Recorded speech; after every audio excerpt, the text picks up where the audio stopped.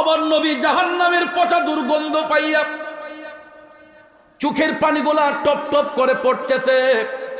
দয়াল নবী আমার জাহান্নামে প্রবেশ করে প্রথমেই কিছু লোক দেখতেছেন, এরা নিজের শরীরের গোশতগুলা নিজে চাবায়া চাবায়া খায়। মানুষ যখন নিজের গোশত নিজে চাবায়া খায়, আমার দয়াল নবী টপ টপ করে কান্না শুরু করে দিলেন। জিব্রাইল আলাইহিস সালাম ডাক দিয়া কয়, নবী গো, ও মদিনার কামলিওয়ালা নবীজি, এই লোকগুলো আপনার উম্মতের মধ্যেই একদল লোক। দুনিয়ার জমিনে নবী গো, এরা এতিমের সম্পদ গ্রাস করত, হারাম খাইত। ইয়া রাসূলুল্লাহ, এতিমের সম্পদ লুণ্ঠন করত। এতিমদেরকে ঠকানোর কারণে আল্লাহ রাব্বুল আলামিন জাহান্নামী এদের জন্য কোনো খাবারের ব্যবস্থা রাখে নাই। ওই জাহান্নামীগুলা পেটের ক্ষুধায় কাতর হইয়া এরা নিজের গোশত নিজেরা ভক্ষণ করে। ও নবী গো নবী, এরা নিজের গোশত খায়া একবার হাড্ডি বের করবে, আবার তাদের শরীরের মধ্যে গোশত আইসা জয়েন্ট হবে, আবার হাড্ডি বের করবে, আবার গোশত জয়েন্ট হবে। এই রকম ভাবে নবী গো, এরা কিয়ামতের আগ পর্যন্ত, হাসরের ময়দান কায়েম হওয়ার আগ পর্যন্ত নিজের শরীরের গোশত নিজে চাবায়া চাবায়া খাইবে। চিল্লায়া কি নাউজুবিল্লাহ বলবেন না? আমার নবী মেরাজ শরীফে যাইয়া প্রথম আসমানে গিয়া জাহান্নাম দেখতে প্রথমে এই দৃশ্য দেখলেন। এরপরে মায়ার নবী বললেন, জিব্রাইল আসার একটু ভিতরে যাই। রসুল আর একটু সামনে যাইয়া দেখলেন আরো কিছু কিছু লোক দেখা যায়, এদের পাওগুলা উপর দিকে, মাথাগুলা নিচ দিকে, এবং তাদের মাথার মধ্যে আগুনের তাপ দেওয়া হচ্ছে। মহিলারা চুলায় ভাত রান্নলে যেই রকম ভাতের মগজটা ঠকবক ঠকবক করে আমার বাবাজিরা, ওই জাহান্নামী ব্যক্তিগুলার মাথার মগজটা ভাতের ফেনের মতো ঠকবক করে। আমার নবী টপ টপ করে চোখের পানি মোবারক ছেড়ে কান্দে। জিব্রাইল আলাইহিস সালাম কয়, নবী গো, এরাও আপনার উম্মতের মধ্যে একদল লোক, এরা দুনিয়ার জমিনে মানুষ হত্যা করত, রক্তাক্ত করত। নবী গো, এরা মানুষের সঙ্গে ঝগড়াঝাটি করত, এরা অবৈধ সম্পদ দখলকারী লোক। আসেন এরকম? যুবক বন্ধুরা, আমার বাবাজিরা, আমার নবী নিজ চোখ মুবারক দিয়ে দেখেছেন পরের সম্পদ আত্মসাৎকারী, যারা মানুষের সঙ্গে ঝগড়াঝাটি করে, মানুষ হত্যা করে, খুন খারাপি করে, ওই লোকগুলাকে আমার নবী দেখেছেন। আল্লাহ তাআলা হাসরের এই জাহান্নামের মধ্যে তাদের পাওগুলা উপরে, মাথাটা নিচের দিকে। এদের বাহাদুরি সেই দিন আর থাকবে না। দুনিয়াতে যে বাহাদুরি করছিল, শক্তির বড়াই দেখাইছিল, অহংকার তকব্বরি করছিল, আমাদের দেশে এই জাতীয় কিছু লোক আছে না নাই? দেখবেন যারা অর্থ সামর্থ্য হওয়ার পরে এরা মানুষকে মানুষ বলে গণ্য করে না, এরা শক্তির বাহাদুরি দেখায়, ক্ষমতার জোর দেখায়, লাঠির শক্তি দেখায়। আছে না নাই? আপনারা বলেন, আমরা যত টাকার মালিকই হই না কেন, সম্পদ দিয়েছেন কে? আমরা যত শক্তি দেখাই না কেন, শক্তি দান করছে কে? বন্ধুরা, আমার বাবাজিরা, আল্লাহ রাব্বুল আলামিন ইচ্ছে করলে মুহূর্তের মধ্যে আমাকে আপনাকে অচল বানাইয়া দিতে পারে কি পারে না? দেখবেন চাষটলে বৈশাখ চার পান করতেছি, বাজারে গেছি, বাজার করার সময় হঠাৎ করে দেখবেন কিছু কিছু মানুষ দাঁড়ানো ছিল, হঠাৎ করে লুজ খাইয়া পইরা গেছে। আছে না? আমরা নাম দিছি স্ট্রোক, হার্ট অ্যাটাক। হঠাৎ করে দেখবেন দাঁড়ানো ছিল, ঠাস করে পড়ে গেছে। পড়ার পরে আমরা 4-5 জনের ধইরা তাড়াতাড়ি হাসপাতালে পাঠাই। ডাক্তার সাহেব চিকিৎসা করে কয়, ওনার তো প্যারালাইসিস হয়ে গেছে। যেই লোকটা শক্তি দেখাইতো, বাহাদুরি করত, হঠাৎ করে দেখা যায় প্যারালাইসিস হওয়ার কারণে একটা হাত অচল, একটা পাও অচল। বন্ধুরা আমার, কত চেষ্টা করতেছে হাতটা উঠাইবার জন্য, কিন্তু আমার আল্লাহ অচেতন করে দিয়েছে, অকেজু করে দিয়েছে। পৃথিবীর সব শক্তি মিলে তার হাতকে কি তাজা করা যাবে না? করার মালিক কে? আল্লাহ। জোরে কোন করার মালিক কে?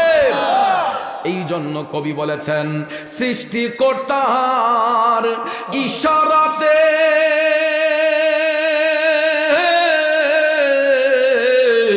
যেতে হবে মাটির নিচেতে, আরে চলবে না আর বাহাদুর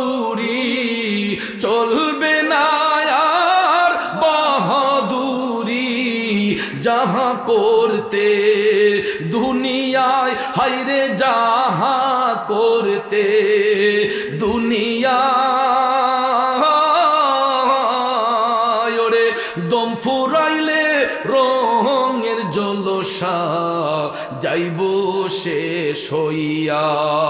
ঠিক না বেঠিক? জোরে কোন ঠিক না বেঠে?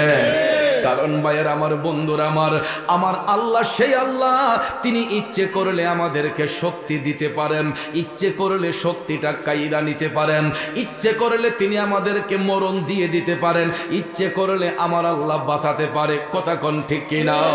এই জন্য কবি বলেছেন, তুমি রাখো কি বা মারো এই দয়া কর, থাকিতে যেন তোমায় না ভুলিও, থাকিতে যেন তোমায় না ভুলি।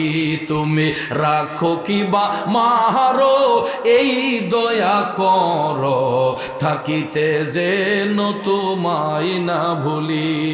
খারাপ লাগতেছে বাবাজিরা, আমার মদিনার কামলিওয়ালা নবী আপন চোখ মোবারকে দেখতে পাইলেন। ওই ক্ষমতার জোর দেখান না ব্যক্তিগুলা যারা মানুষ হত্যা করত, মানুষকে ঠকাইতো, খুন খারাপি করত, পরের সম্পদ আত্মসাৎ করত, ওই সমস্ত ব্যক্তিগুলাকে আমার আল্লাহ জাহান্নামের মধ্যে পাউগুলা উপর দিকে, মাথাগুলার নিচ দিকে দিয়া, অগ্নির তাপ দিয়া তাদের মাথার মগজগুলাকে আল্লাহ গলায়া গলায়া জাহান্নামের আগুনে যখন ওই মগজগুলা পড়ে, তেল শরীরের তেলগুলা পড়ে, তখন আগুনটা আরো লাফায়া লাফায়া উপর দিকে উঠে। নাউজুবিল্লাহ কোন? আগুনের মধ্যে দেখবেন তৈলাক্ত জিনিস, পেট্রোল, অকটেন, ডিজেল, এইগুলা ঢাললে পরে দেখবেন আগুনের গতি আরো বাড়ে। দেখতে তো লিকুইড দেখা যায়, অকটেন, পেট্রোল পানির মতো দেখা যায়, কিন্তু এটার মধ্যে এক জাতীয় গ্যাস আছে যেটা দেওয়ার সঙ্গে সঙ্গে লাফাইয়া লাফাইয়া আগুন উপর দিকে উঠে। ঠিক তদ্রূপভাবে রাসূল বলেছেন, জাহান্নামের মধ্যে জাহান্নামী ব্যক্তিদের মাথায় যখন অগ্নির তাপ দেওয়া হবে, তাদের পুরোটা শরীর গলে যখন এই মগজগুলা যখন আগুনের মধ্যে পড়বে, আগুনের গতি তখন আরো বাড়তে থাকবে। আর ওই জাহান্নামী ব্যক্তিগুলা মানুষকে খুন করার কারণে, হত্যা করার কারণে কিয়ামতের আগ পর্যন্ত আল্লাহ তাআলা এদেরকে জাহান্নামের আগুন দিয়ে জ্বালাইবেন। বন্ধুরা আমার, বাবাজিরা আমার, তাহলে বলুন আমরা এই জুলুম অত্যাচার থেকে বাঁচা দরকার আছে না নাই? আমার রাসূল আরেকটু সামনে গেলেন, সামনে যাওয়ার পরে দেখতেছেন আরো কিছু কিছু লোক দেখা যায়, এদের পেটগুলা অনেক উঁচা উঁচা, পেটের চামড়াগুলা খুবই পাতলা, সাপ বিচ্ছুগুলা এদের পেটের মধ্যে কিল কিল করতেছে। জোরে কি নাউজুবিল্লাহ বলবেন না? আমার নবী চোখের পানি ছেড়ে কান্না করতেছেন, ও জিবরাইল, এরা তো দেখতে মানুষ, কিন্তু তাদের পেটের ভিতরে সাপ বিচ্ছু ধরছে কেন? জিবরাইল আলাইহিস সালাম কই, নবী গো, এরাও আপনার উম্মতের মধ্যে একদল লোক, এরা দুনিয়ার জমিনে ইন্টারেস্ট খাইতো, সুদ খাইতো, ঘুষ খাইতো। নবী গো, এই হারাম সম্পদগুলা তাদের পেটে যাইয়া এগুলা সাপ বিচ্ছুতে পরিণত হয়েছে। জোরে কোন নাউজুবিল্লাহ। রাতারাতি বড় লোক হওয়ার জন্য আমাদের দেশে দেখবেন এরকম ইন্টারেস্ট খাওয়ার না পিলার আছে না নাই? এদের চোখগুলা দেখবেন, শরীরগুলা দেখবেন যেমন আলগা আলগা ফুলা ফুলা ভাব লাগে। আপনারা দেখবেন যারা সুদকুর, ঘুষকুর, এরা আবার দেখবেন নামাজও বেশি পড়ে। সুদকুর, ঘুষকুর যারা, এরা দেখবেন আবার নামাজও বেশি পড়ে। সমাজের মানুষের কাছে ভালো সাজতে চায়, কিন্তু এরা দেখবেন অন্তরের ভিতরে শুধু আছে শয়তানি। একটু আগে যে আমার ভাই কাশিম সাহেব আলোচনা করেছেন, নামাজের একটা কথা বইলাম। হুসাইনও নামাজ পড়েছেন, ইয়াজিদও নামাজ পড়েছে, কিন্তু উভয়ের নামাজের মধ্যে পার্থক্য আছে না নাই? আব্বাজিরা আমার, বন্ধুরা আমার, পার্থক্যটা হলো হুসাইন নামাজ পড়েছেন আমার নবীর সন্তুষ্টির জন্য, আল্লাহর সন্তুষ্টির জন্য। ঠিক না বেঠি? নবী খুশি, আল্লাহ খুশি, নবী বেজার, আল্লাহ বেজার। কথা কন ঠিক কিনা? এই জন্য আমার আশিকি ভাই লেখছিল, আল্লাহ মানা নবী মানা না, নবী মানলে আল্লাহ মানা হয়। ঠিক না বেঠি? জগতের বন্ধুরা, সব ধর্মের লোকেরা আল্লাহ এক, এটা বিশ্বাস করেছে। হিন্দু, বৌদ্ধ, খ্রিস্টান, ইহুদি, নাসারা, মুসলমান সবাই আমার আল্লাহ এক, এটা বিশ্বাস করেছে। একবারে নাস্তিক ব্যতীত। কিন্তু সব ধর্মের লোকেরা আমার নবীরে বিশ্বাস করে নাই।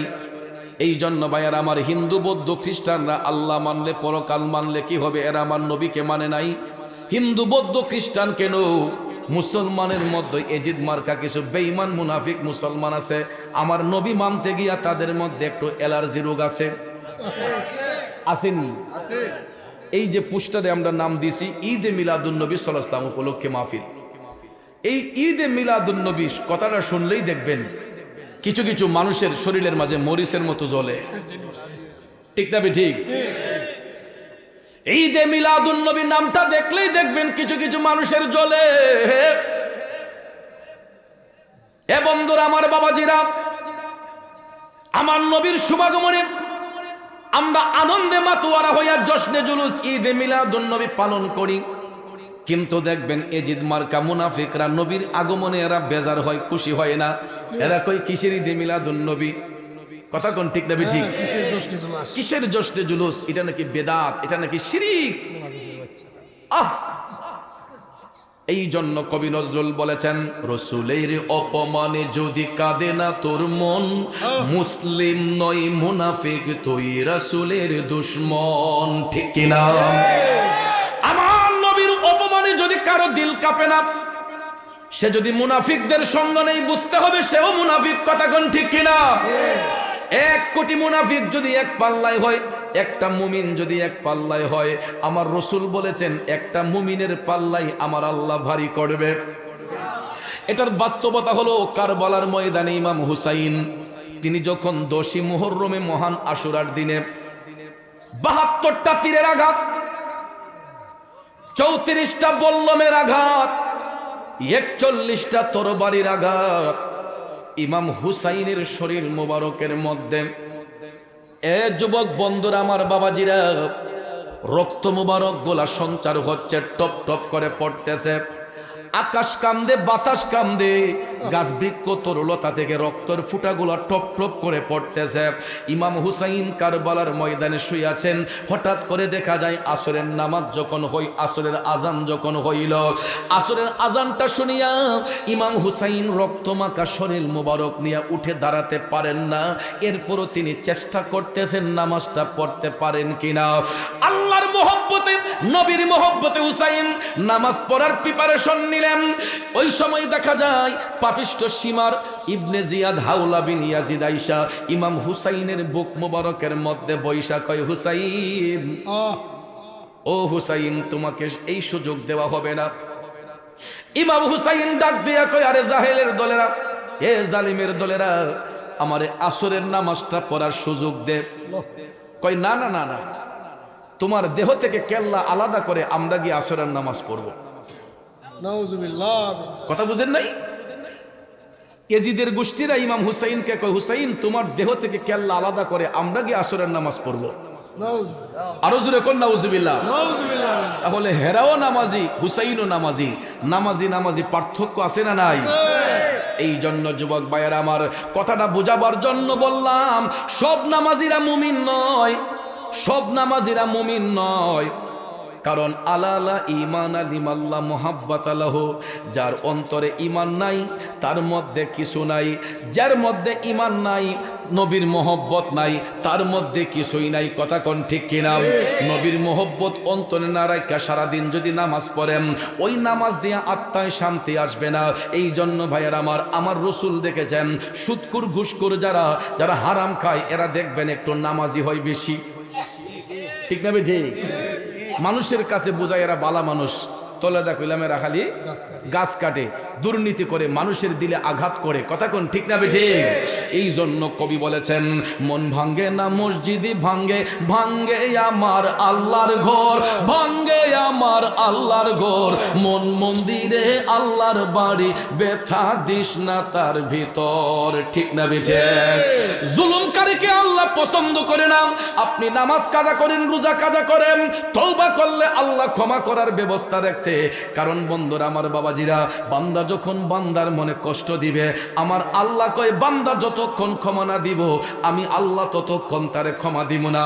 এই জন্য যারা সুদ করে ঘুষ করে এরা নামাজ পড়লে রোজা রাখলে কি হবে না, হারাম সম্পদটা পেটে যায় সাপ বিচ্ছু হইয়া, এই সাপ বিচ্ছুগুলা তার পেটের মধ্যে কিলকিল করে কামড়ায়।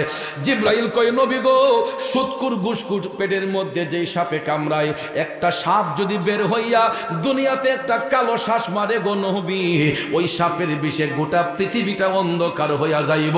জোরে জোরে কন্যা উজুবিল্লাহ।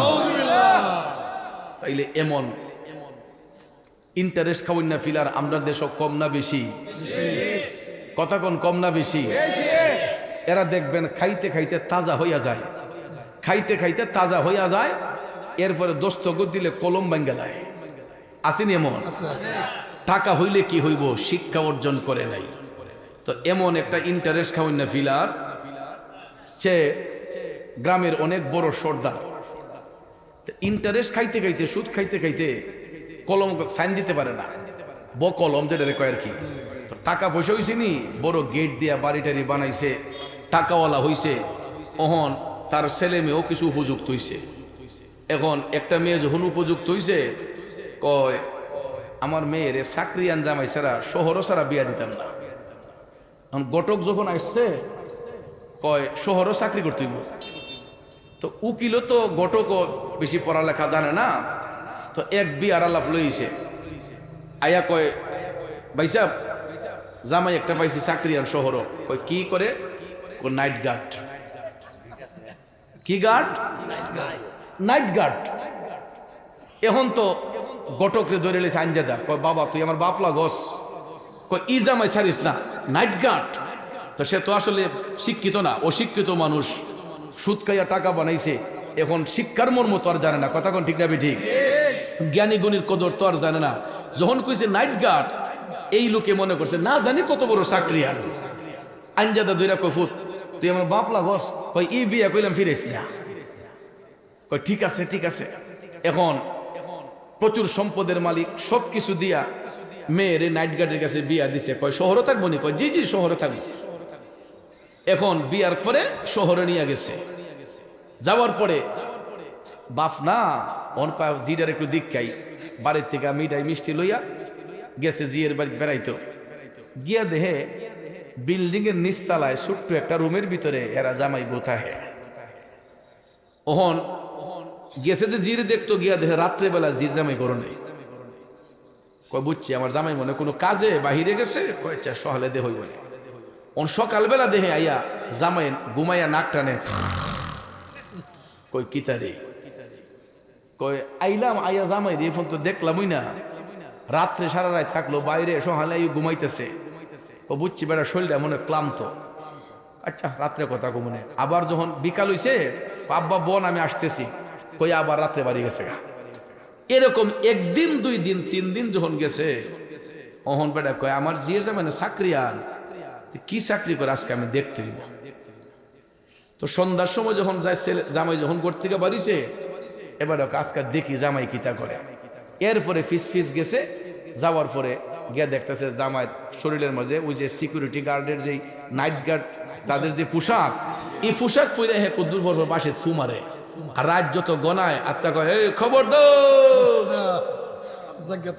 হ্যাঁ কিতারে আমার জামাই না বলে নাইট গার্ড, এটা দি ফারাদার। হ্যাঁ এটা দি ফারাদার, ইটা তো দুই সাইডটা আমার বাড়িতে রাখছি। দৌড় দাইছে গরো আইয়া কয় জি গো কাম কি করলাম? কয় আমার জামাই না বলে নাইট গার্ড। কয় জি আব্বা আপনার জামাই তো নাইট গার্ড। কবিটা আমি তো বলছি না জানি কত বছর। কয় না আব্বা নাইট গার্ড মানে নৈশ প্রহরী, রাত্রের ফারাদে আপনার জামাইয়ে কোম্পানির সিকিউরিটি ইনো ফারাদারা দে, ওইটা রাত্রে প্রহরীদার চুরচুরটা যদি নাই বেটা হারাতে ফিরে আসে। আই হাই রে কিতা করলাম রে, কই যদি ফারাদার। তার মানে যে যেমন কর্ম করবে এই কর্মের ফল সে দুনিয়াতেই ভোগ করবে। কথা কোন ঠিক না বেঠে? কারণ তার এর চাইতে বেশি পাওনা তার নসিবে আর কিছু নাই। কথা কোন ঠিক না বেঠিক? কারণ সম্পদগুলা যদি হালাল ভাবে আসতো, সে যদি জ্ঞানী গুণী লোক হইতো, তাইলে এটার মর্ম সে বুঝতো। হারাম খাওয়ার কারণে আমার আল্লাহ তারে এমন শিক্ষা দিছে, সম্পদশালী হইলে কি হইব, সেই যেই জায়গার মানুষ ছিল আল্লাহ তারে সেই জায়গার মধ্যে আনছেনি। এই জন্য যুবক বন্ধুরা, আমার বাবাজিরা, হারাম খাওয়া ছাড়তে হবে। 3 বেলা না খাইয়া প্রয়োজন হলে 1 বেলা খাইব, তারপরে যাতে আমাদের খাবারগুলা হালাল হয়। আমার নবী ওই সুৎকুরদেরকে জাহান্নাম দেখতে যায় দেখলেন, এদের পেটগুলা উঁচা উঁচা, পেটের চামড়া খুবই পাতলা, সাপ বিচ্ছু তাদের পেটে কিলকিল করে। এরা হারাম খাইতো, মানুষের মনে কষ্ট দিত। এই জন্য ওই সম্পদগুলা খাওয়ার কারণে এটা সাপ বিচ্ছুতে পরিণত হয়েছে। বন্ধুরা, আমার বাবাজিরা, এই রকম আলোচনা করলে হয়তো আপনাদের অনেকের কাছে তিক্ততা লাগবে, কিন্তু আল হাক্কু মুররুন, সত্য কথা তিতা লাগবে, সত্যটা বলতে হবে। বন্ধুরে বন্ধু, এবার দয়াল নবী আরেকটু সামনে গেলেন, যাই এবার দেখতেছেন মহিলাদের আযাবের দৃশ্য। শুধু পুরুষের নয়, আমার রসুল আরেকটু সামনে গিয়ে দেখতেছেন কিছু কিছু নারী দেখা যাচ্ছে, এদেরকে জিহ্বার সাথে পেরাক দিয়ে ঝুলাইয়া আল্লাহ তাআলা শাস্তি প্রদান করতেছেন। এটা মেরাজ শরীফে গিয়ে আমার রসুল প্রথম আসমান যখন দেখতে গেলেন, আমার দয়াল নবী দেখতেছেন জাহান্নামে কিছু কিছু নারীদেরকে জিহ্বার সাথে পেরাক দিয়ে ঝুলিয়ে শাস্তি প্রদান করা হচ্ছে। দয়াল নবী টপ টপ করে চোখের পানি মোবারক ছেড়ে কাঁদছেন। জিবরাইল আলাইহিস সালাম কয়, ইয়া রাসূলুল্লাহ, এই নারীগুলা আপনার উম্মতের মধ্যেই একদল নারী, এরা তাদের জবান দিয়া তাদের আপন স্বামীকে গালিগালাজ করত, এরা পরনিন্দা করত, চুগলখড়ি করত। এমন অসৎ নারী আমাদের সমাজে আসেনি? স্বামীকে অকাত্য ভাষায় গালিগালাজ করে, আছে না? তারপরে দেখবেন এই বাড়ির ঝগড়া ওই বাড়িতে নিয়ে লাগায়। এরকম কিছু ফ্রি সাংবাদিক আছে না? এগুলা কিন্তু টাকা লাগে না, এরা এই সাংবাদিকরা এমনি প্রচার করতে পারে। কথা কোন ঠিক না ঠিক? ইগোরো পান খাইয়া সুনডাকে খাই আরেক বাড়ি, আপনার ঘরে নিব পান, আরেক ঘরে গিয়ে খাইব সুন, গিয়া কইব কি লাগো শাশি শুনছনি এরা ঘরে কি তুইছে, কয় কিতা, কয় তো তার বউরে 3 কথা কয়ে লিছে। অথচ কিন্তু এই ঘরের সংবাদ কিন্তু কেউ জানে না। কিন্তু আমাদের ফ্রি সাংবাদিক যারা আছে, এরা দেখবেন মুহূর্তের মধ্যেই, মোবাইল লাগে না, এই সাংবাদিকরা দেখবেন মুহূর্তের মধ্যে খবর একবারের থেকে আরেকবারের, একবারের থেকে আরেকবারে পৌঁছে গেছে। কথা কোন ঠিক না বেঠে? যুবক ভাইয়ের আমার মদিনার কামলিওয়ালা নবী জাহান্নামে যায় দেখলেন ওই সমস্ত নারীদেরকে যারা স্বামীকে গালিগালাজ করে, এদের জিহ্বার সাথে পেরাক দিয়া ঝুলাই আমার আল্লাহ শাস্তি প্রদান করছে। এই জন্য বাজিতপুর নোয়াপাড়ার মা বোনরা যারা আলোচনা শুনছেন গো, বিনয় করে বলবো, আপনারা অনেকেই হয়তো স্বামীর ঘর করতেছেন, আজকের পর থেকে কোনোদিন স্বামীকে গালিগালাজ করা যাবে না, স্বামীর সাথে বিয়াদবি করা যাবে না, চুগলখড়ি করা যাবে না। কারণ মাগো, এই সমস্ত চুগলখড়ি মহিলাদেরকে আমার দয়াল নবী জাহান্নামে দেখেছেন, তাদেরকে জিহ্বার সাথে পেরাক দিয়ে ঝুলিয়ে শাস্তি প্রদান করা হচ্ছে। শুধু তাই নয় বন্ধুরা আমার, দয়াল নবী আর একটু সামনে গিয়া দেখতেছেন আরো কিছু কিছু নারী দেখা যায়, এদের পাউগুলা উপর দিকে, মাথাগুলা নিচ দিকে, এবং তাদের মাথার মধ্যে আগুনের তাপ দেওয়া হচ্ছে। দয়াল নবী কান্দে। জিবরাইল আলাইহিস সালাম কয়, নবী গো, ওই নারীগুলাও আপনার উম্মতের মধ্যে একদল নারী, এরা দুনিয়ার জমিনে তাদের স্বামীর অনুমতি ছাড়া ঘর থেকে বের হতো। নাউজুবিল্লাহ, আসেনি এরকম? স্বামীর কোনো অনুমতি এরা প্রয়োজন মনে করে না, স্বামীর অনুমতি ছাড়া ঘর থেকে বের হয়। এমন কিছু দুষ্ট নারী আছে না? অনেক সময় ভদ্রলোক চাকরিতে থাকে, ব্যবসাতে থাকে, দেখা যায় বাড়ির বাহিরে থাকে, দেশের বাহিরে থাকেন, অনেক সময় দেখা যায় তাদের অনুমতি ছাড়া কিছু কিছু নারী আছে, এরা অহরহ হাট বাজারে যায়, বিভিন্ন জায়গায় গিয়ে ঘোরাফেরা করে, অবৈধ মেলামেশা করে। আছে না নাই?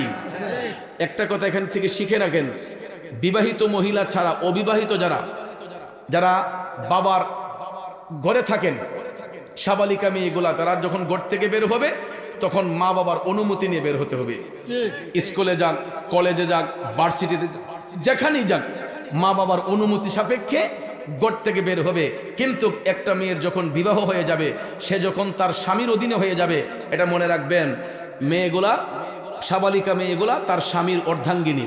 অর্থাৎ দেখেন, অনেক সময় দেখবেন আপনার বাড়ি বাজিতপুর হতে পারে, আপনার ম্যাডামের বাড়ি হবিগঞ্জে হবে, কিন্তু শরীয়তের বন্ধন হওয়ার কারণে সে দেখা যায় আপনার দেহের অর্ধাঙ্গিনী হয়ে গেছে। আপনার এলাকার ভিতরেই দেখেন, আপনার বাড়ি হয়তো মাইসপাড়া, আপনার ম্যাডামের বাড়ি দিলালপুর, দুইজন দুই ডেগের ভাত খেয়ে বড় হয়েছে, কিন্তু শরীয়তের বন্ধন যখন হয়েছে আপনাদেরকে এত কাছে নিয়ে আসলো, দেখা যায় তাদের বিছানা এক হয়ে গেছে, বালিশ এক হয়ে গেছে, বেডরুম এক হয়ে গেছে। কথা কোন ঠিক না ঠিক? শরীয়ত বৈধ করার কারণে। এই জন্য স্বামীর অর্ধাঙ্গিনী তার স্ত্রী, স্ত্রী যখন ঘর থেকে বের হবে অবশ্যই অবশ্যই তার স্বামীর অনুমতি নিয়ে বের হতে হবে, এবং স্বামী যা পছন্দ করে সেটাকে গ্রহণ করতে হবে, স্বামীর পছন্দটাকে অবশ্যই মেনে নিতে হবে। কিন্তু আমাদের দেশে দেখবেন কিছু কিছু নারী আছে, স্বামী যদি পছন্দ করে একটা জিনিস আনে, দাম দিয়ে আনলো, দেখবেন এটা দিক কে যারা আমার কথা কোন ঠিক না বেটি?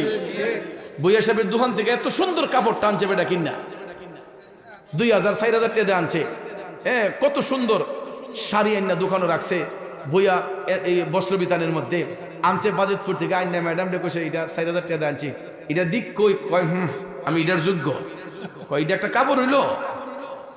এমন কিছু নারী আছে না নাই? আমার যুবতী বোন যারা আছেন, স্বামীর ঘরে আসছেন, আপনার স্বামী যদি একটা জিনিস পছন্দ করে নিয়ে আসে, আপনার যদি এটা পছন্দ নাও হয়, আপনার স্বামীর মন খুশি করার জন্য আপনি কাপড়ে ধরে বলতে হবে যে মাশাআল্লাহ অনেক সুন্দর, আপনার চয়েস সেই রকম। দেখবেন আপনার স্বামীর খুশিতে যখন আপনি খুশি হবেন, আপনার স্বামীর পছন্দের জিনিসটা দেখে আপনি যখন খুশি হবেন, ওই স্বামী দেখবেন আরেকদিন আপনাকে সাথে নিয়ে একটা জিনিস ক্রয় করবে। স্বামীর ভালোবাসা আপনার প্রতি আরো বেড়ে যাবে। কথা কোন ঠিক না ঠিক? আর যখন কইবেন তখনই শেষ। কথা কোন ঠিক না ঠিক?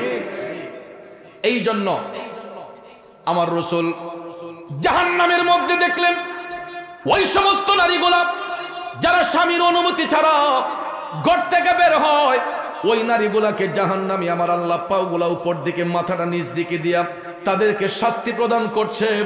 কারণ হলো এরা স্বামীর অনুমতি ছাড়া ঘর থেকে বের হতো। বন্ধুরা আমার, বাবাজিরা, এইরকম ভাবে শুধু জাহান্নামের বর্ণনা যদি দিতে যাই পুরাটা রাত চলে যাবে, জাহান্নামের বর্ণনা কইরা শেষ করা যাবে না।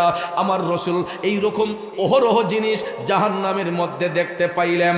তারপরে দয়াল নবী আমার জান্নাত দেখার জন্য যখন প্রবেশ করলেন, জাহান্নাম থেকে জান্নাত দেখার জন্য আমার রাসূল যখন প্রবেশ করলেন, জান্নাতের গেইটে আসার সঙ্গে সঙ্গেই আমার নবীর নাক মোবারকের মধ্যে এত সুন্দর জান্নাতি খুশবু আইসা লাগতেছে। আমার দয়াল নবী জান্নাতি খুশবু পাইয়া মুস্কি মুস্কি হাসতেছেন। সুবহানাল্লাহ। আমার নবী জান্নাতি খুশবু পাইয়া মুস্কি মুস্কি হাসতেছেন। জিবরাইল আলাইহিস সালাম কয়, ইয়া রাসূলুল্লাহ, এটাই হলো জান্নাতের আলামত, জান্নাতের মধ্যে জান্নাতি খুশবু আসে নবী গো। আমার রাসূল তখন জান্নাত দেখতে প্রবেশ করলেন। জান্নাতের মধ্যে প্রবেশ করিয়া আমার রাসূল দেখতেছেন কিছু কিছু নূরের মহল দেখা যায়, এক একটা মহলের মধ্যে এক একজন লোক বসে আছে। আমার নবী মুস্কি মুস্কি হাইসা বলতেছেন, ও জিবরাইল, এই লোকগুলা কারা? এত সুন্দর সুন্দর খাবার খাইতেছে, এত সুন্দর সুন্দর ঘর দেখা যাচ্ছে, এইগুলা কি জিবরাইল? জিবরাইল আলাইহিস সালাম কয়, নবী গো, এইগুলা দুনিয়ার কোনো ঘর বাড়ি নয়, এইগুলা হলো আপনার মুমিন উম্মতের এক একটা কবর। আরো জোরে কোন সুবহানাল্লাহ।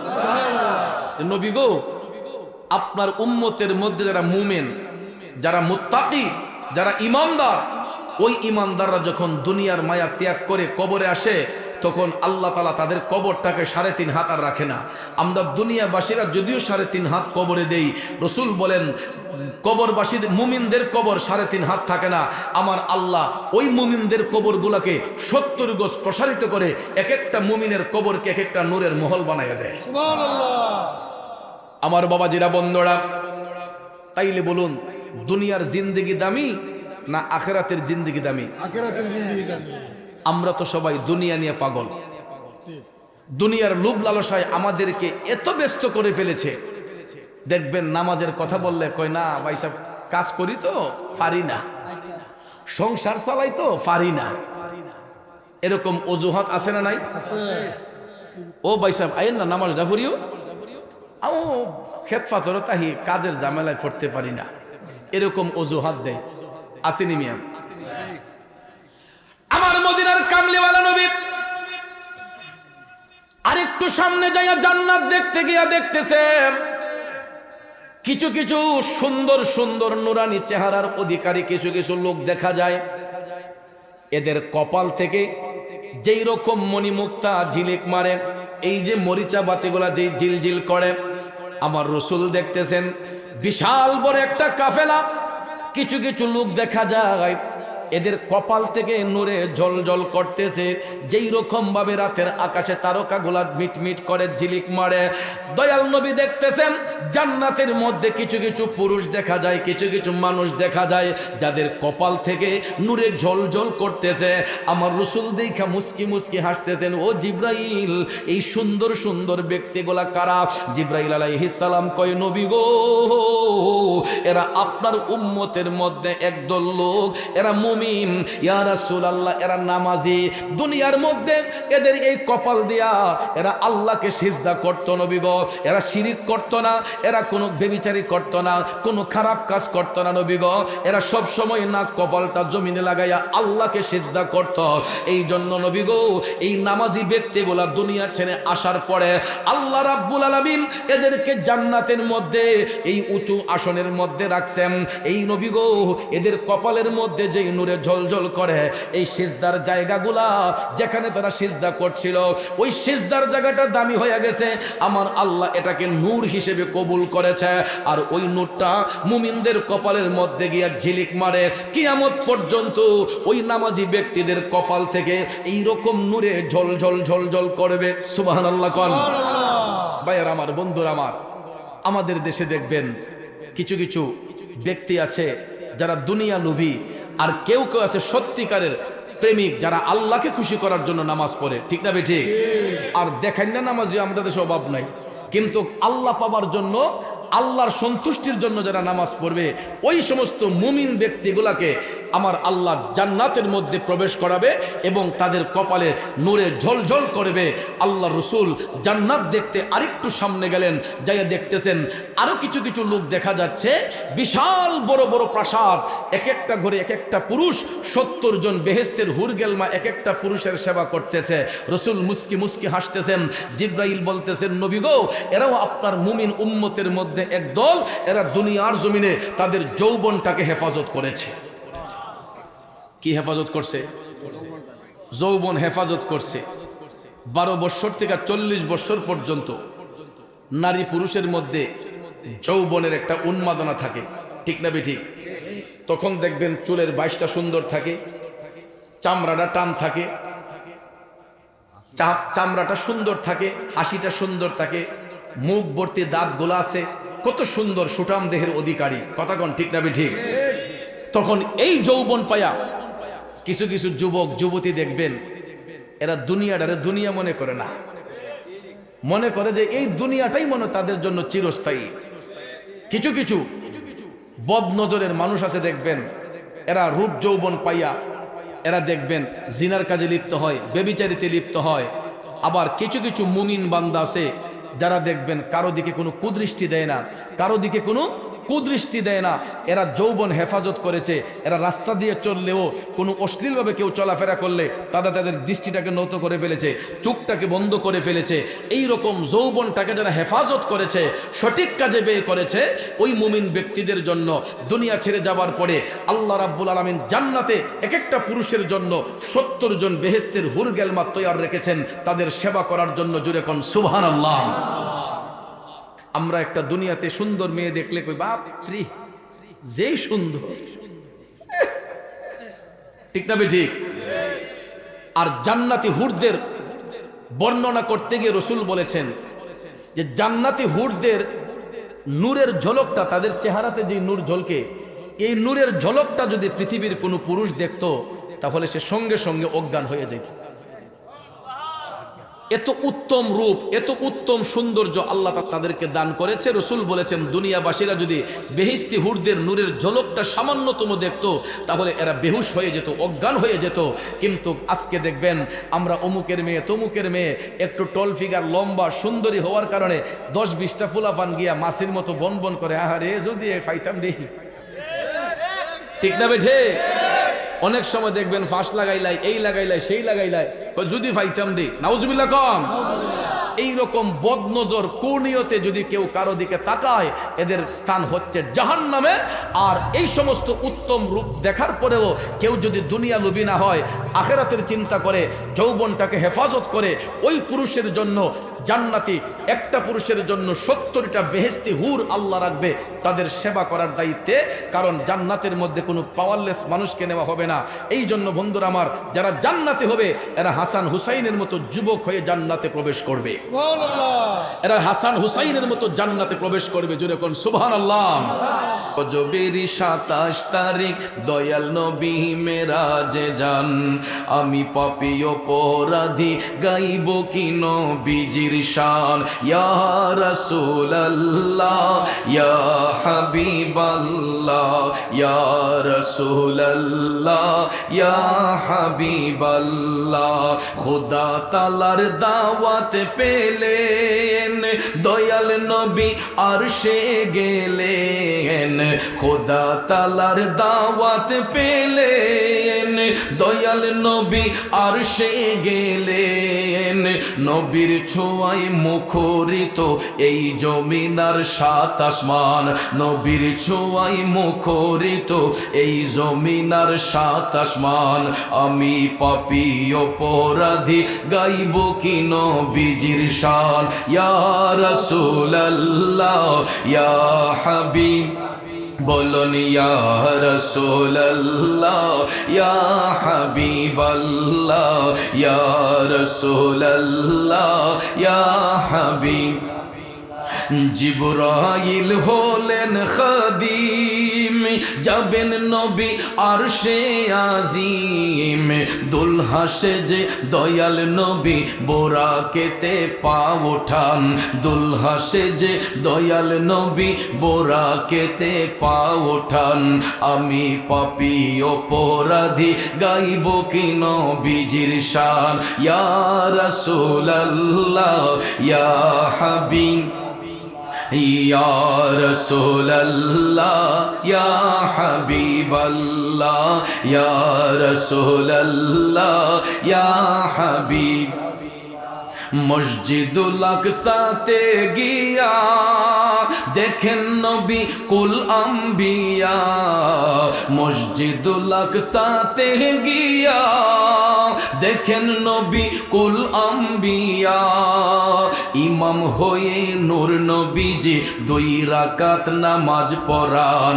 ইমাম হয়ে নূর নবীজি 2 রাকাত নামাজ পড়ান।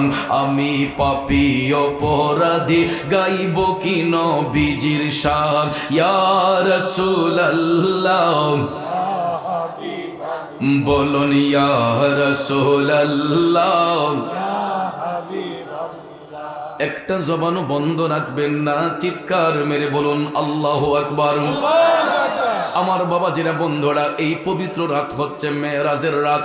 আল্লাহ রাব্বুল আলামিন আপন হাবিবের সঙ্গে দিদার করেছেন, সাক্ষাৎ করেছেন। আপনারা বলুন আমার রাসূল কি স্বপ্ন যুগে গেলেন নাকি সশরীরে গেছেন? এটার বাস্তবতা হলো মসজিদুল হারাম কামলিওয়ালা নবী মায়ান নবীকে যখন আল্লাহ পৌঁছালেন, সেখানে সমস্ত আম্বিয়ে কেরামকে হাজির করা হয়েছে, যাতে করে পৃথিবীর কোন নবী রাসূলও আমার নবীর এই সফরকে অস্বীকার করতে না পারেন। ডকুমেন্টারি আল্লাহ রাব্বুল আলামিন সমস্ত আম্বিয়ে কেরামকে মসজিদুল আকসার মধ্যে এনে হাজির করেছেন। যেই মসজিদুল আকসা দখল করার জন্য আপনারা দেখবেন ইসরায়েলি সৈন্যরা ফিলিস্তিনের উপর হামলা করে একমাত্র মসজিদুল আকসাকে দখল করার জন্য, ঠিক না বেঁচে? কিন্তু ভাইয়ের আমার, বন্ধুরা আমার, এই মসজিদুল আকসা রক্ষার জন্য পৃথিবীর কোটি কোটি মুসলমানরা জীবন দিতে প্রস্তুত। কথা কোন ঠিক কিনা? কেননা এই মসজিদের ইমাম ছিলেন আমার রাহমাতাল লিল আলামিন মায়ার নবী, দয়ার নবী। যে সমস্ত আম্বিয়ে কেরামগণ ছিলেন মুক্তাদি, আমার নবী ছিলেন ইমাম। এই জন্য আমার রাসূল এখানে ইমামতি করার কারণে দয়াল নবীকে মেরাজ শরীফে নিয়া 4th আসমানে যাবার পরে আমার নবীজিকে 4টা লকব দান, 3টা লকব দান করা হয়েছিল। এর মধ্যে একটা লকব হলো ইমামুল মুরসালিন, চিৎকার মেরে কোন সুবহানাল্লাহ। সমস্ত আম্বিয়াদের ইমাম আমার মদিনার কামলিওয়ালা নবী, মায়ার নবী, দয়ার নবীর অপেক্ষায় সমস্ত আম্বিয়া কেরাম মসজিদুল আকসার মধ্যে অপেক্ষমান ছিলেন। রহমাতাল লিল আলামিন মায়ার নবী, দয়ার নবীজি সেখানে যাইয়া সরাসরি ইমামতির মুসল্লায় সমস্ত আম্বিয়া কেরাম আমার নবীর পিছনে ইক্তেদায়। আর বন্ধুরা আমার বাবাজিরা, সমস্ত নবীগণ আমার নবীকে মারহাবা মারহাবা ধ্বনি দিয়ে স্বাগত জানিয়েছেন। কারণ আমরা বড়ই ভাগ্যবান, মোদের রসুল আল্লাহর মেহমান, ঠিক কিনা কোন? এখন বলুন ওই নবীর মেরাজ বিশ্বাস করা লাগবে কি লাগবে না? যদি কোরআনকে সত্যবাণী হয়, কোরআন যদি সত্যবাণী হয়, আমার রসুলের মেরাজ সত্য, আমার নবীর এই গমন সত্য, এবং সশরীরে রসুল গিয়েছেন এটা সত্য। আর এটাকে যারা মিথ্যা প্রতিপন্ন করবে এরাই হবে জাহান্নামের অধিবাসী। এই জন্য সূরা আল মাইদায় আল্লাহ রাব্বুল আলামিন 9 নম্বর আয়াতে কারিমার মাধ্যমে একটা সুন্দর ঘোষণা দিয়ে বলতেছেন, বিসমিল্লাহির রহমানির রহিম, ওয়া'দাল্লাহুল্লাযীনা আমানু ওয়া আমিলুস সালিহাতি লাহুম মাগফিরাতুন ওয়া আজরুন আযীম।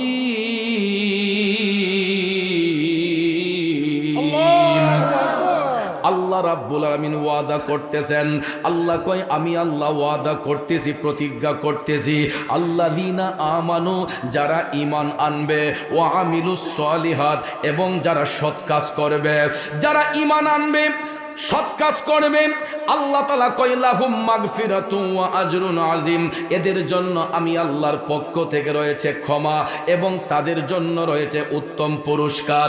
আল্লাহ রাব্বুল আলামিন সঙ্গে সঙ্গে বলেন, ওয়াল্লাযীনা কাফারু ওয়া কাযযাবু বিআয়াতিনা উলাইকা আসহাবুল জাহিম। আল্লাহ রাব্বুল আলামিন বলতেছেন সঙ্গে সঙ্গে যারা কুফরি করবে এবং আমার বিধানকে যারা মিথ্যা প্রতিপন্ন করবে, আল্লাহ কয় এরা জাহান্নামের অধিবাসী হয়ে যাবে। আর যারা ঈমান আনবে, সৎ কাজ করবে, ভালো কাজ করবে, আল্লাহ কয় তাদের জন্য আমার পক্ষ থেকে ক্ষমা এবং পুরস্কার রয়েছে। ওয়াদা করে আল্লাহ বলতেছেন, আর যারা আল্লাহর শানে কুফরি করবে, যারা কোরআনের আয়াতগুলোকে মিথ্যা প্রতিপন্ন করবে, এরা জাহান্নামের অধিবাসী হয়ে যাবে। এখন বন্ধুরা আমার বাবাজিরা, কথা হলো আমার নবীর মেরাজকে যারা অস্বীকার করে, সশরীরে রাসূল মেরাজে গিয়েছেন, এটাকে যারা অস্বীকার করবে এরা কোরআনকে অস্বীকার করলো, ঠিক না বেঠে? কারণ আল্লাহ রাব্বুল আলামিন সূরা বনী ইসরাঈলের শুরুতে বলেছেন, সুবহানাল্লাযী আসরা বিআবদিহি। আল্লাহ তাআলা এখানে জাতের কসম খেয়ে বলতেছেন যে সুবহান, এটা আশ্চর্যান্বিত শব্দ, যে তিনি সেই মহান সত্তা যিনি আসরা বিআবদিহি লাইলাম মিনাল মসজিদিল হারামি ইলাল মসজিদিল আকসা, একই রাতের মধ্যে আপন বান্দা, বিআবদিহি আল্লাহ বলেছেন আমার বান্দাকে। এখানে আমার বান্দা মানে আমরা যেরকম বান্দা এরকম নয়, এখানে আব্দুন দ্বারা রসুলের সুরত মুবারককে বোঝানো হয়েছে। তিনি যে রুহানিভাবে যান নাই, সশরীরে গিয়েছেন, এই জন্য এখানে আব্দুন শব্দটি ব্যবহার করা হয়েছে। আল্লাহু আকবার কন। আমার আল্লাহ কত মহান। এই আব্দুন দ্বারা আমরা যেমন বান্দা, রসুলকে এই রকম বান্দা বোঝানো হয় নাই। এটার তাফসির খুলে দেখবেন, আমার রসুল যে সশরীরে গিয়েছেন, সুরতে বাসার রূপে যে গিয়েছেন, আমার দয়াল নবীজি সশরীর মুবারকে গিয়েছেন, এই কারণে এখানে বিআবদিহি শব্দটা আমার আল্লাহ ব্যবহার করেছেন। বন্ধুরে, একই রাতের মধ্যে আমার মদিনার কামলিওয়ালা নবীর ভ্রমণটা হয়েছে। আর এই ভ্রমণটাকে 3টা স্টেপে ভাগ করা হয়েছে। প্রথমটা স্টেপটা হলো মসজিদুল হারাম থেকে মসজিদুল আকসা, সেখান থেকে বাইর আমার দয়াল নবীর মেরাজ হয়েছে, ঊর্ধ্বগমন হয়েছে। ঊর্ধ্বগমনটা কিন্তু মসজিদুল হারাম থেকে হয় নাই, ঊর্ধ্বগমন হয়েছে মসজিদুল আকসা থেকে বাইতুল মামুর পর্যন্ত। এরপরে বাইতুল বাইতুল মামুর পাড়ি দিয়া সিদরাতুল মুনতাহা পাড়ি দিয়া আরশ আজিম পর্যন্ত সেখানে আরেকটা ভ্রমণ। মোট কথাই পুরোটা ভ্রমণটাকে 3টা স্টেপে ভাগ করা হয়েছে।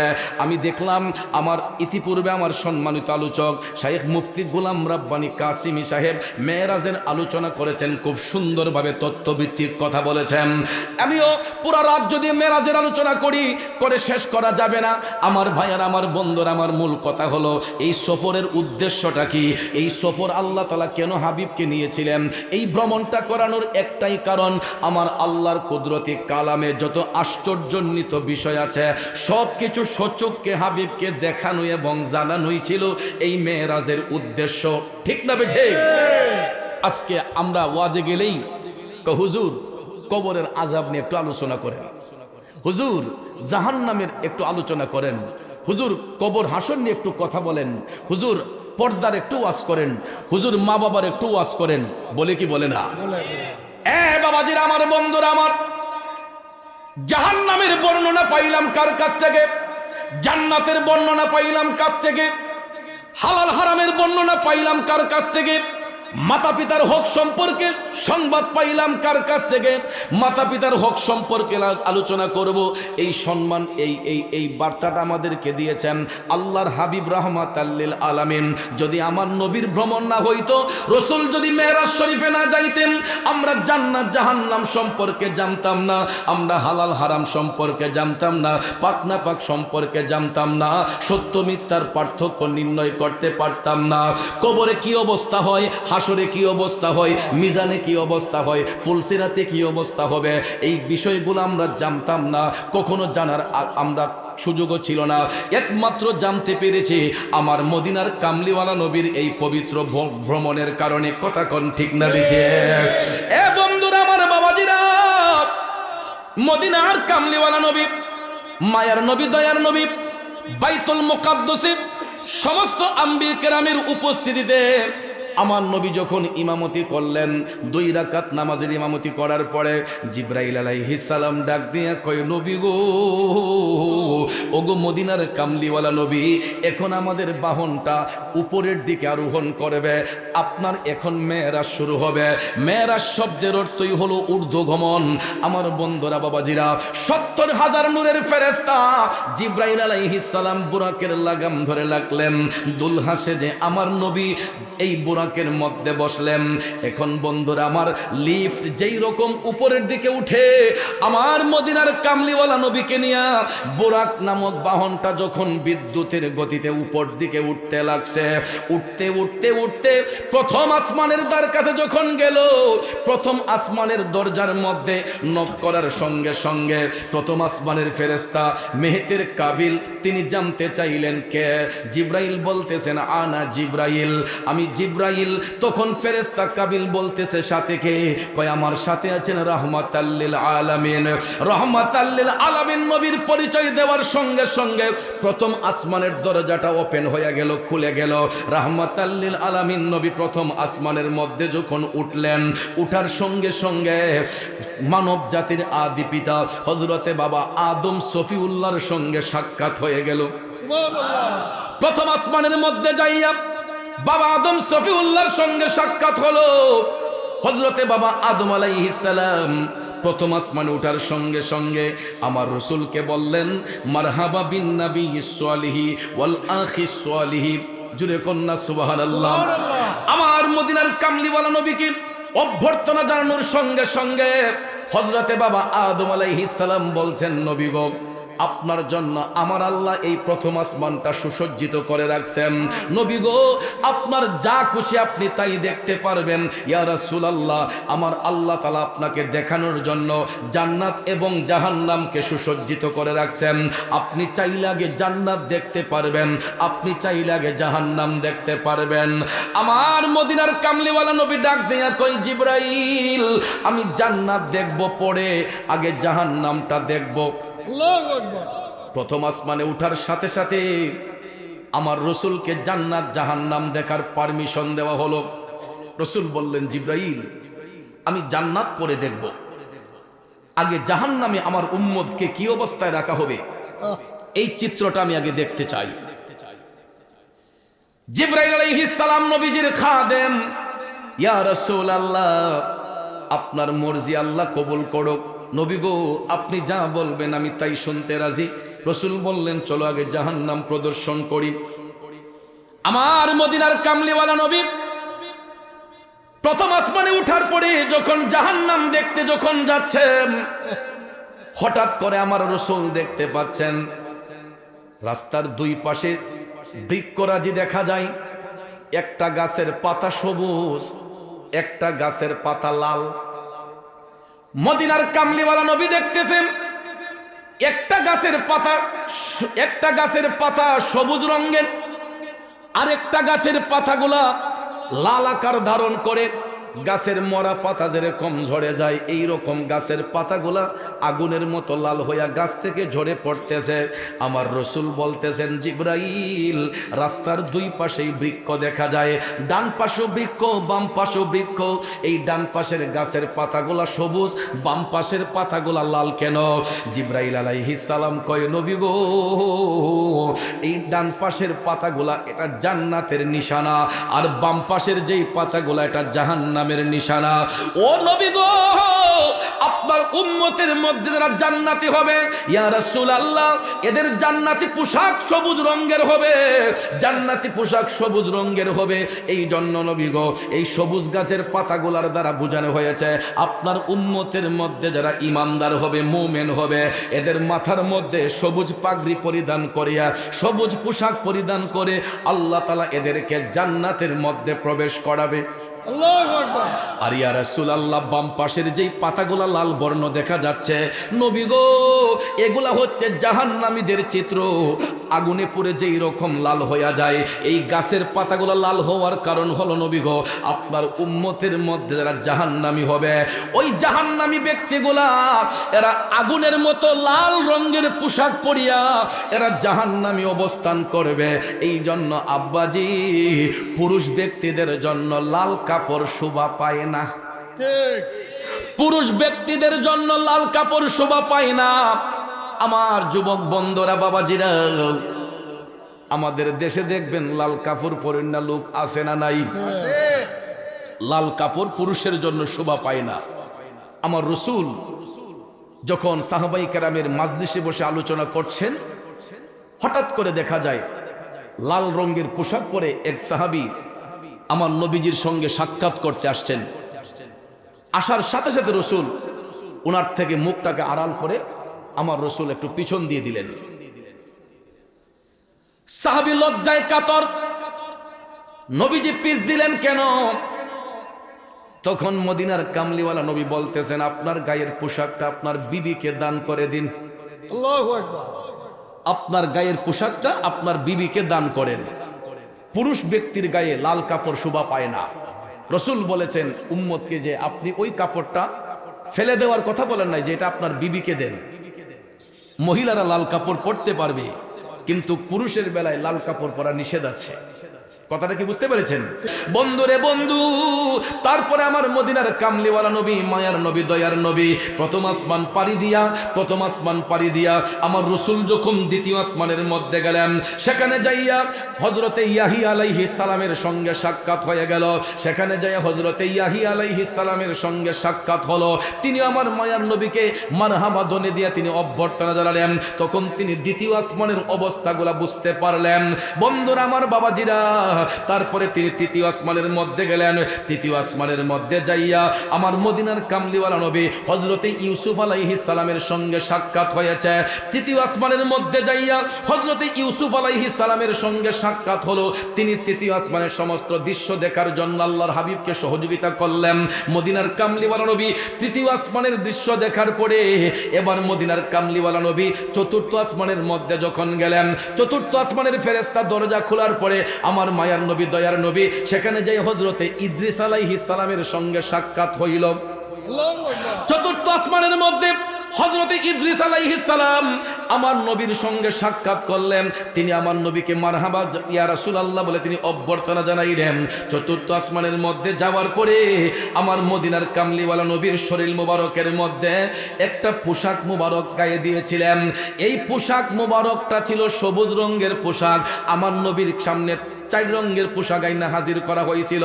একটা পোশাকের রং সাদা, একটা পোশাকের রং কালো, একটা হলো সবুজ, একটা হলো নীল হলুদ। বন্ধুরা আমার, এই চার রঙের পোশাক আইনা নবীর সামনে হাজির করার পরে আমার দয়াল নবীজি সবুজ রঙের পোশাকটা ব্যবহার করলেন। আল্লাহু আকবার। তখন হযরতে ইদ্রিস আলাইহিস সালাম বলতেছেন, নবী গো, এই পোশাকটা পরিধান করে আপনি আপনার উম্মতদেরকে জান্নাতের পথটা আগাইয়া দিলেন। সুবহানাল্লাহ। কারণ এই সবুজ রঙের পোশাক এটা হলো জান্নাতের পোশাক। সুবহানাল্লাহ। সুবহানাল্লাহ। আমার নবীর সবুজ গম্বুজ মুবারক রং কেমন? সবুজ। সবুজ গম্বুজ, এটা জান্নাতের নিশানা, এটা জান্নাতের নিশানা। জান্নাতের রং হলো সবুজ। যেরকম সুবহানাল্লাহ। বন্ধুরা আমার, বাবাজিরা, তারপরে দয়াল নবীজি চতুর্থ আসমানের সমস্ত দৃশ্য দেখার পরে এবার মদিনার কামলিওয়ালা নবী পঞ্চম আসমানের মধ্যে গেলেন। সেখানে যাইয়া হযরতে হারুন আলাইহিস সালামের সঙ্গে সাক্ষাৎ হলো। পঞ্চম আসমানের মধ্যে হযরতে হারুন আলাইহিস সালামের সঙ্গে সাক্ষাৎ হলো। তিনি আমার নবীকে মারহাবা ইয়া রাসূলুল্লাহ বলে অভ্যর্থনা জানাইলেন। পঞ্চম আসমানের দৃশ্য দেখার পরে আমার মদিনার কামলিওয়ালা নবী ষষ্ঠ আসমানের মধ্যে গেলেন। ষষ্ঠ আসমানের মধ্যে মুসা নবীর সঙ্গে সাক্ষাৎ। মুসা আলাইহিস সালাম আমার নবীকে মারহাবা অভ্যর্থনা জানাইলেন। এরপরে মদিনার কামলিওয়ালা নবী সপ্তম আসমানের মধ্যে যাইয়া হযরতে ইব্রাহিম আলাইহিস সালামের সঙ্গে সাক্ষাৎ হইল। সপ্তম আসমানের মধ্যে যাইয়া হযরতে ইব্রাহিম আলাইহিস সালামের সঙ্গে সাক্ষাৎ হলো। কারণ সপ্তম আসমানের মধ্যে ইব্রাহিম নবীও আমার নবীকে মারহাবা ইয়া রাসূলুল্লাহ বলে অভ্যর্থনা জানাইলেন। আমার বন্ধুরা, বাবাজিরা, এরপরে কবি বলেছেন, সাত আসমান পারি দিয়া সিদরাতুল মুনতাহা গিয়া রফরফে পা রাখেন নবী জিবরাইল থামিয়া যান। আমি পাপী অপরাধী গাইব কি নবীজির শান। ইয়া রাসূলুল্লাহ ইয়া হাবিব ইয়া রাসূলুল্লাহ। কষ্ট হচ্ছে আমার বাবাজিরাম। আমার মদিনার কামলিওয়ালা নবী এবার সাত আসমান পাড়ি দিয়া বাইতুল মামুরের মধ্যে যখন গিয়ে উপস্থিত হইলেন, সেখানে আমার নবীকে তিনটা উপাধি দান করা হয়েছিল। এই যে বলেছিলাম, একটা হলো ইমামুল মুরসালিন, আরেকটা হলো ইমামুল মুত্তাকিন, আরেকটা হলো রাহমাতাল লিল আলামিন। তিনটা লকব আমার নবী পাইলেন বাইতুল মামুরে যাবার পরে। রসুলকে তিনটা লকব দান করা হয়েছে, ইমামুল মুরসালিন, ইমামুল মুত্তাকিন, রাহমাতাল লিল আলামিন। এই তিনটা উপাধি আমার রসুলকে দান করা হলো। এরপরে ভাইয়ার আমার, দয়াল নবী আমার সিদরাতুল মুনতাহায় যখন উপনীত হলেন, জিবরাইল ফেরেশতা বলতেছেন, ইয়া রাসূলুল্লাহ, এখন আমাকে বিদায় দেন। রসুল বললেন, কেন? জিবরাইল বলতেছেন, নবী গো, আমার পাওয়ার এতটুক পর্যন্তই আল্লাহ তাআলা রেখেছেন। আমি যদি এর থেকে একটু পশম পরিমাণ উপরে উঠি, আমার ৭০,০০০ নূরের পাখা জ্বলে পড়ে সারকার হয়ে যাবে।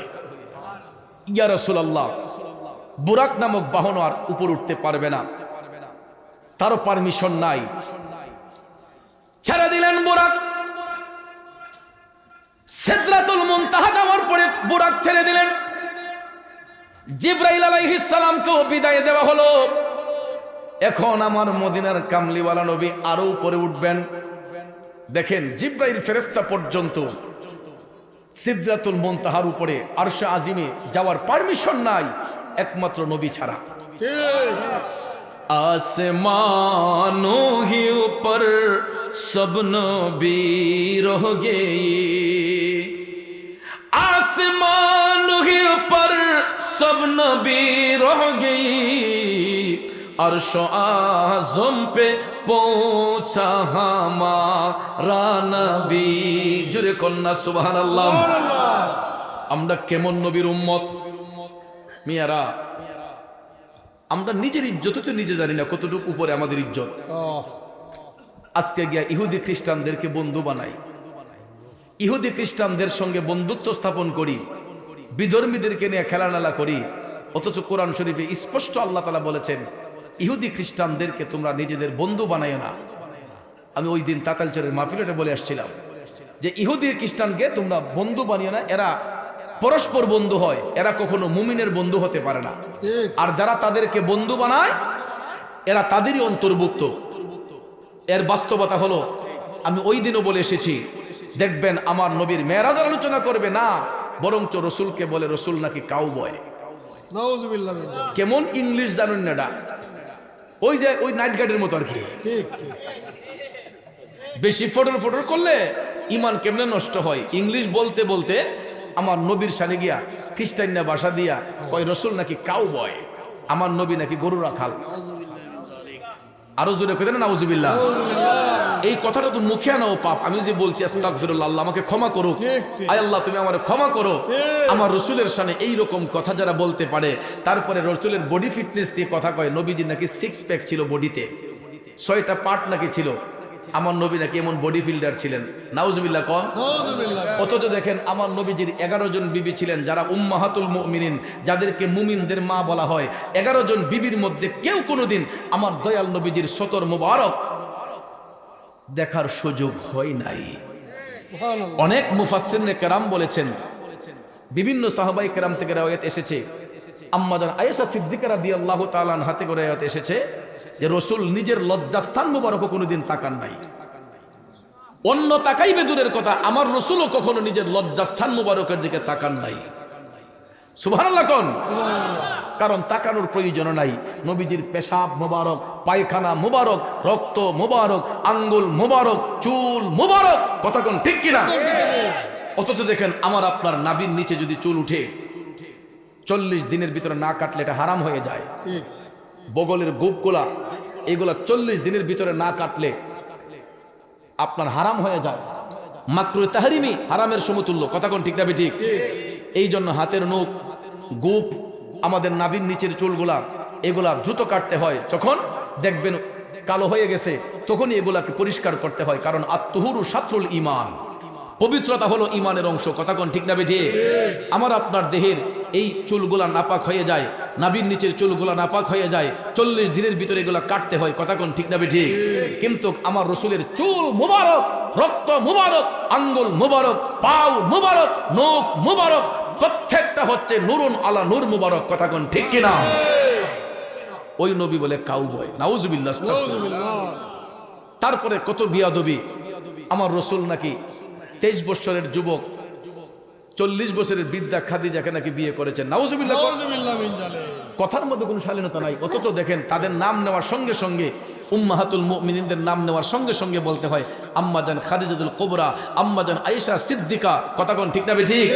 এরকম ভাবে ভাইয়েরা আমার, বন্ধুরা আমার, রসুলের বিবিগণকে যখন সম্বোধন করবে পৃথিবীর মানুষরা, তখন তাদেরকে মুমিনদের মা হচ্ছেন তারা, কথা কোন ঠিক না ঠিক। উম্মাহাতুল মুমিনিন, এরা হচ্ছে মুমিনদের মা। তাদের নাম মুবারক নিতে গেলে আদবের সহিত নিতে হয়, তাজিমের সহিত নিতে হয়, কথা কোন ঠিক না ঠিক। কিন্তু আজকে দেখা যায় ইহুদি খ্রিস্টানদের খপ পড়ে পড়ে তাদের নাম নিয়েও এরকম বিয়াদবি হয়। তাহলে এরা কিভাবে মুমিনদের বন্ধু হবে? এরা কখনো মুমিনের বন্ধু হতে পারে না, কথা কোন ঠিক না ঠিক।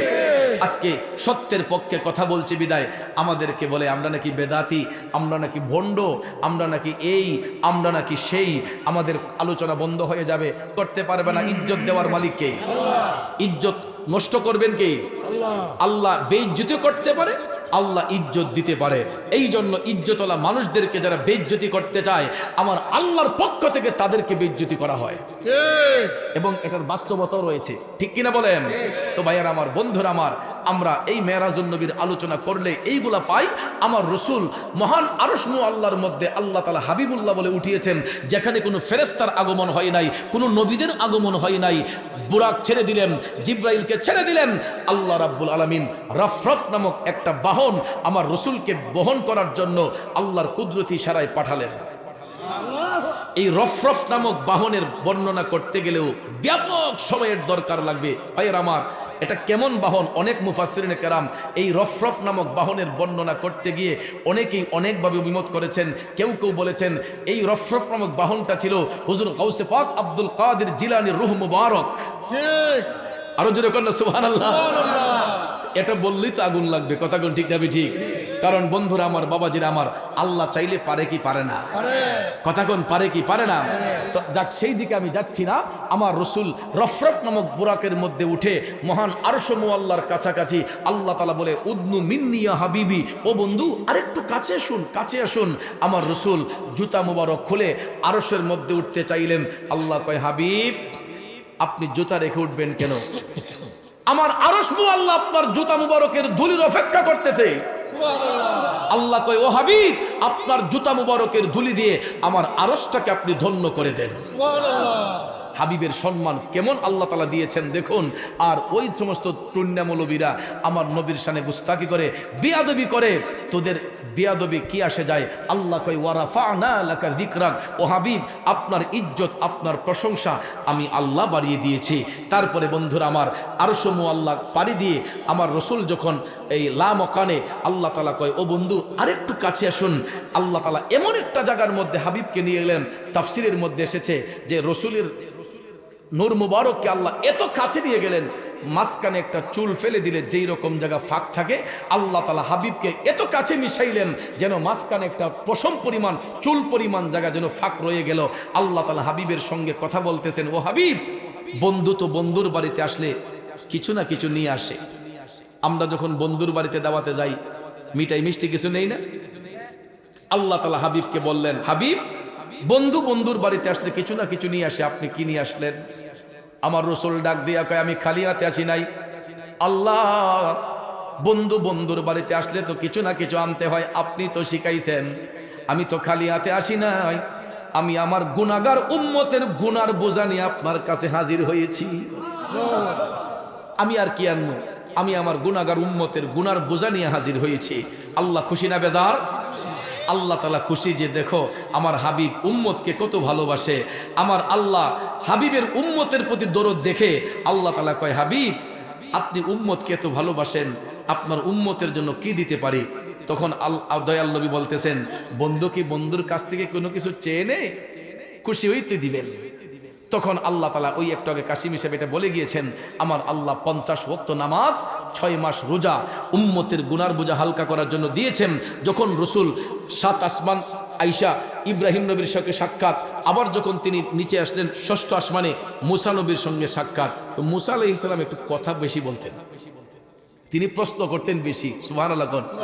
তো মুসা আলাইহিস সালাম তিনি আমার আল্লাহকেও দেখার জন্য অ্যাপ্লিকেশন করেছিলেন। এই যে একটু আগে বলে গেছেন মৌলানা যে রাব্বি আরিনি, আল্লাহ আমি তোমারে দেখতাম। কোন নবী কিন্তু এরকমভাবে ডাকতেন না, কিন্তু মুসা আলাইহিস সালাম একটু বেশি তিনি মৌলার সঙ্গে প্রেমের কালেকশন ফিট করার জন্য একটু কথাবার্তা বলতেন। তো রসুলের সঙ্গে বলতেছেন, ইয়া রাসূলুল্লাহ, আপনি উম্মতকে এত ভালোবাসেন, উম্মতের জন্য আনলেন কি? তখন তিনি বললেন, আমার উম্মতের গুনার বোঝা হালকা করার জন্য 6 মাস রোজা আর 50 ওয়াক্ত নামাজ আনছি। মুসা আলাইহিস সালাম হাইসা হাইসা বলতেছেন, ওগো নবী, ইয়া রাসূলুল্লাহ, আপনার উম্মতরা 50 ওয়াক্ত নামাজ পড়লে এরা কাজ করবো কেমনে? রিজিকের তালাশ করবো কেমনে? ইয়া রাসূলুল্লাহ, 6 মাস রোজা রাখলে আপনার উম্মতরা এমনি উইক হয়ে যাবে, দুর্বল হয়ে যাবে। নবী গো, এটা আপনার উম্মতের পক্ষে কষ্টসাধ্য হয়ে যাবে। আপনি তো মৌলার একান্ত কাছের, আল্লাহ তাআলা ডাক দিলে আপনার কথা শুনবে, আপনি চেষ্টা করেন আর একটু কমানো যায়। রসুল চিন্তা করলেন, আসলে তো ঠিক, এখানে কিছু কিছু মৌলবী সব তাফসির করে নবী নাকি আবার গেছেন, আবার আইছেন, আবার গেছেন, আবার আইছেন। নো, আমার রসুলের যাওয়ার কোনো প্রয়োজন নাই। রসুল যেখান থেকে মালিকরে ডাকেন, মালিক সেখানেই ডাকের সাড়া দেয়। আল্লাহর হাবিব উম্মতের কথা অ্যাপ্লিকেশন করে যখন বললেন, আল্লাহ তাআলা রাজি হইয়া কমাইয়া দিতে দিতে 5 ওয়াক্ত নামাজ, 1 মাস রোজা উম্মতের গুনার বোঝা হালকা করার জন্য আল্লাহ তাআলা দিয়েছেন, যেটাকে রসুল ফরজ করে দিয়েছেন। কিন্তু ভাইয়ার আমার, আল্লাহ শুধু হুকুম দিয়েছেন আর ফরজ করে দিয়েছেন নবীজি। আল্লাহ কিন্তু বলে নাই যে তুমি ফজর এত রাকাত ফরজ পড়ো, জোহর এত রাকাত ফরজ পড়ো, মাগরিবের টাইমে এত রাকাত ফরজ পড়ো।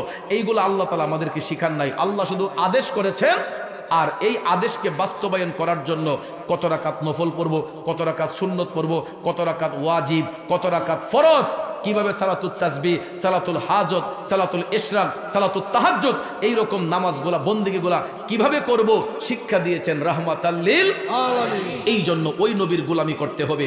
নবীর গোলামি যারা করে ইহকালও শান্তি পাবে, পরকালও মুক্তির ফয়সালা হবে। নবীর সাথে দুশমনি যারা করবে, ইহকালে তাদের কষ্ট হবে, পরকালও তাদের জন্য আযাবের দৃশ্য রয়েছে। ঠিক কিনা বলেন? তাহলে বলুন, আমরা নবীর গোলামি চাই কি চাই না? কারা কারা চাই? 2 হাত তুলে দেখাই।